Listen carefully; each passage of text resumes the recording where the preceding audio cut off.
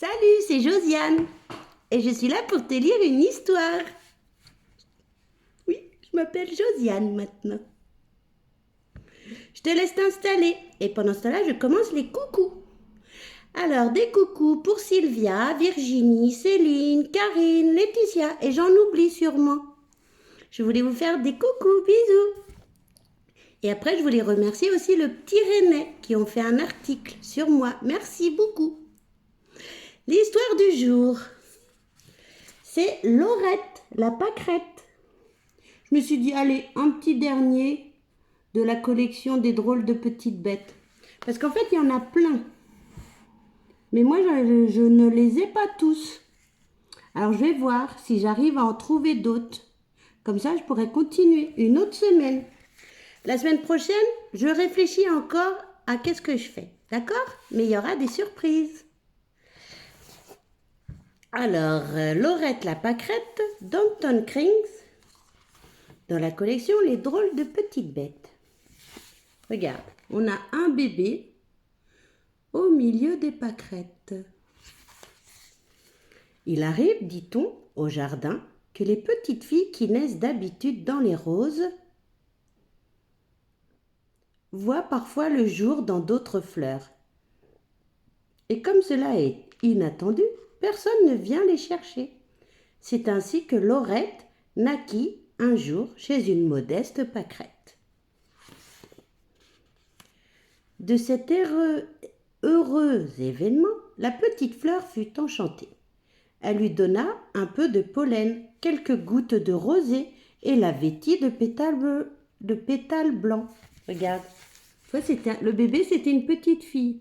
Donc les fleurs, la pâquerette, lui ont fait des petits habits.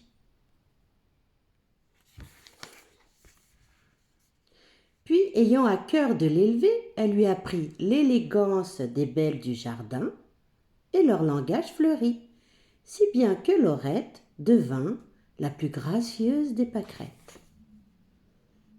Alors les majestueuses fleurs du parterre lui firent une petite place parmi elles. C'est là désormais que tu resteras, dirent-elles, entre les roses odorantes et les éclatantes tulipes.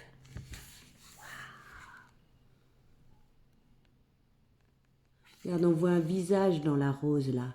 Tu le vois?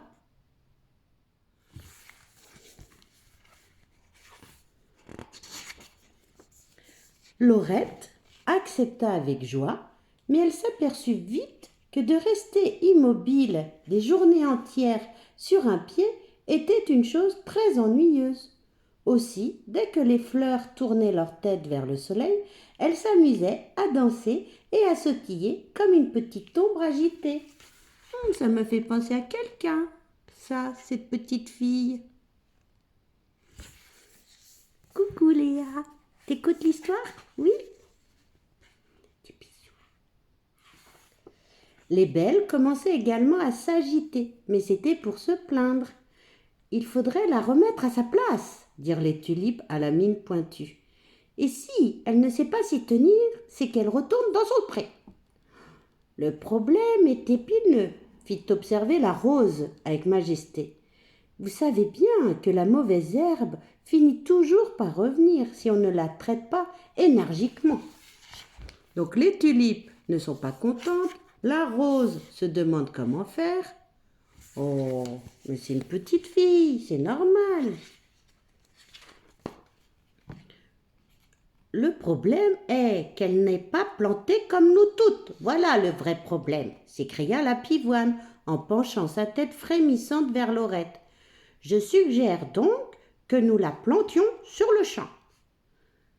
Oui, mais une fois en terre, objecta la pensée, il se pourrait bien qu'elle pousse de façon inconsidérée et me fasse de l'ombre.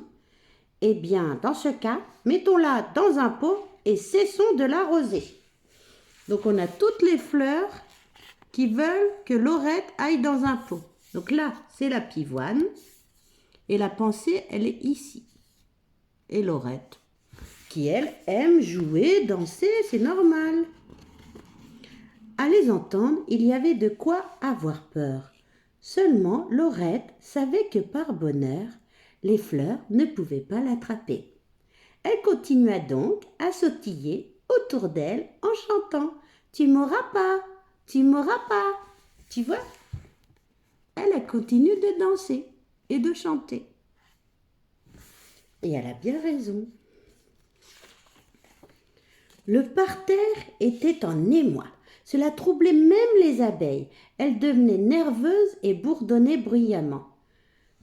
Depuis quand les fleurs se mettent-elles à courir partout? maugréa Mireille. Tu la connais, Mireille? Maugréa Mireille. Ne peut-on pas travailler tranquillement? Donc là, on a Mireille l'abeille et Laurette qui, elle, la chasse. Elle n'a pas peur. Tu vois? Mais Laurette ne se souciait pas plus des unes que des autres. De toute façon, elle n'appréciait pas les abeilles voleuses de pollen. Elle préférait jouer avec les papillons, ces joyeux lutins qui dansaient aux quatre coins du jardin et l'entraînaient chaque jour un peu plus loin. Un peu, beaucoup, passionnément, répétait la Marguerite d'un air entendu. Que passe un amoureux et ça sera fini d'elle. Ah, ça doit être une fleur qui dit ça. C'est la Marguerite. La Marguerite, elle dit « Attendons de voir un amoureux et on verra si elle continue. » Pourquoi? On peut continuer, hein, même si on a... Enfin, bref. La Marguerite avait raison, pour l'amoureux seulement. Plus loin l'attendait, en effet, un curieux petit bonhomme. Il était assis sur une feuille de chou et semblait s'ennuyer beaucoup. Ah bah lui, il est né dans un chou alors, ce petit garçon. Dès qu'il vit la pâquerette, son visage s'éclaira. Il agita des ailes de papillon et s'envola en virevoltant autour d'elle. Puis il embrassa chacun de ses pétales. Me dis donc, je t'aime beaucoup, passionnément, à la folie. Mais Laurette, soudain timide, se sauva en criant « Tu ne m'auras pas, tu ne m'auras pas !» Regarde, il est en train de lui dire qu'il l'aime.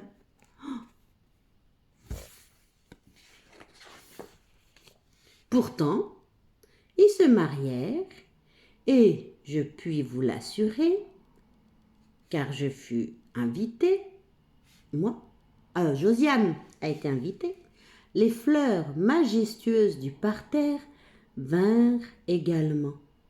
Oh, ce qu'elle était droite et comme elle faisait les fières en demoiselle d'honneur. Tu veux voir le bisou? Je sais pas. Non, t'es trop petit. Regarde. Le bisou. Oh là là là là. Et voilà, c'était l'histoire du jour. J'espère que ça t'a plu. Et demain, normalement, le dimanche, c'est un j'aime lire. C'est une histoire qui dure plus longtemps. Mais il faut que je la trouve dans toute la pile de j'aime lire, que je trouve l'histoire la plus sympa. Bon, je vous fais des bisous, je vous souhaite un bon samedi et à bientôt. Peace.